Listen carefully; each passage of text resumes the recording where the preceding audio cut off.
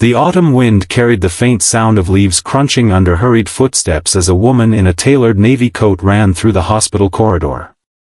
Her breath was shallow, her perfectly styled hair slightly undone by the frantic rush, but she didn't care. In her mind, only one thought screamed louder than the rest: her son's world had been dark for too long.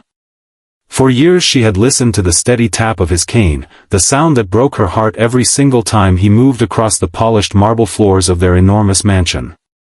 And now, here she was, holding on to the thinnest sliver of hope she had ever dared to believe in: 2 drops.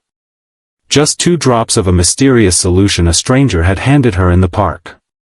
If you believe in second chances, in the power of miracles, and in the idea that kindness can come from the most unexpected places, please take a moment to like this video, share it with someone who might need hope today, and subscribe to Kindness Corner. Stories like this remind us how powerful compassion can truly be. Clara Whitford was a woman who was used to control. She was the kind of millionaire CEO who could negotiate multi-million-dollar contracts without breaking a sweat, who commanded boardrooms with a calm authority that made even the toughest investors listen. But all the wealth, the influence, the luxurious vacations, and the penthouse apartment in the city could not change the one thing that mattered most: her son's blindness. Ethan had been born with a rare degenerative condition that gradually stole his sight before his 7th birthday. At first, Clara had thrown everything at it: surgeons, international specialists, experimental treatments, all the finest resources money could buy. But every doctor, no matter how talented, gave her the same heartbreaking look, the same rehearsed words: "There is nothing more we can do." Ethan's life adapted to the shadows. He learned to read Braille, navigate his school with a cane, and find comfort in the sounds of the world rather than its colors. He was bright, patient, and unusually wise for his age. But Clara saw the little things: the way he sat alone at playgrounds when other kids ran past him, the way he kept his head turned slightly when voices shifted around him, the way his hands paused for a moment on photographs he couldn't see but still kept in his room. It was those little pauses that hurt her the most. One afternoon, when her calendar was unusually free, Clara decided to take Ethan for a walk in the park.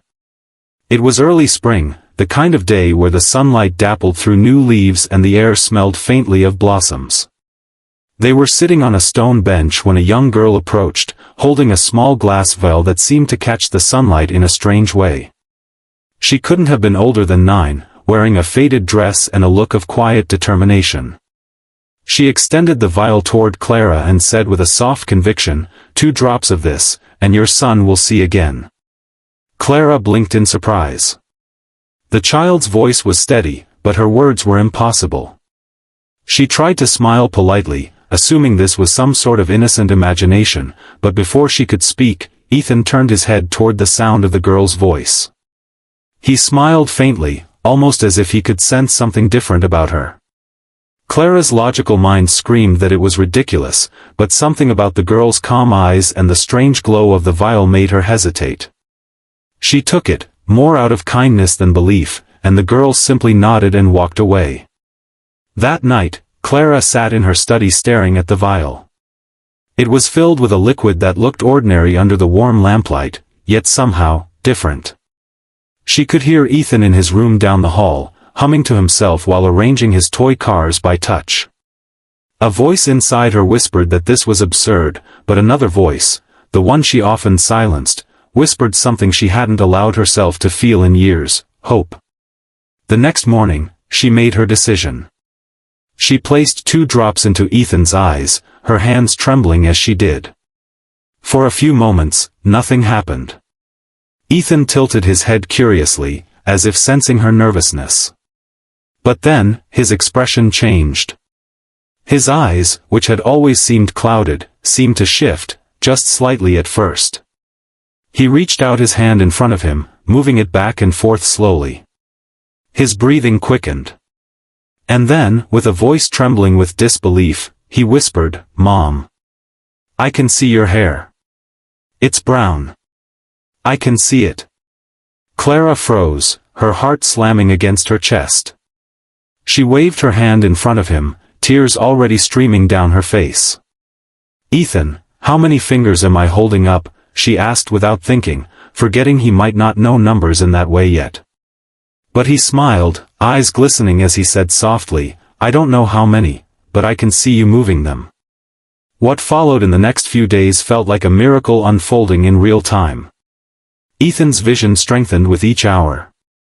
He began recognizing colors, shapes, and even reading simple words.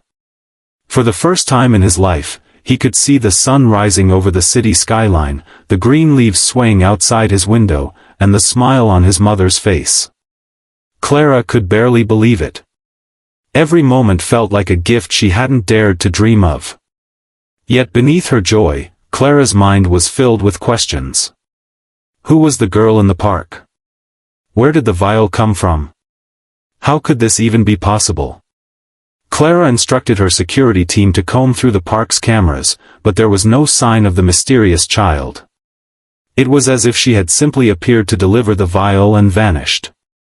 Clara began to realize that perhaps not everything in life could be explained, and maybe, just maybe, this was a gift she was meant to accept without answers.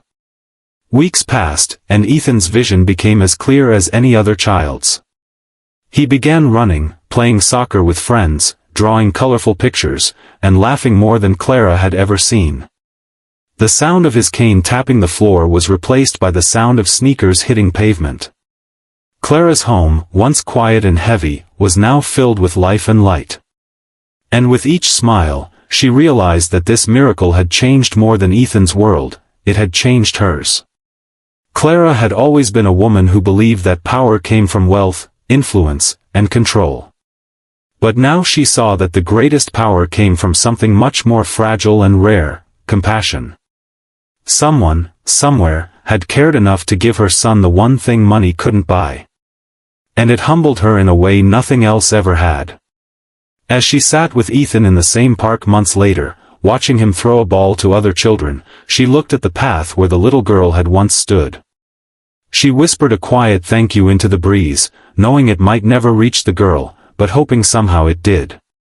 And in that moment, Clara promised herself that she would carry this miracle forward, helping others in ways that might seem impossible, just as someone had done for her.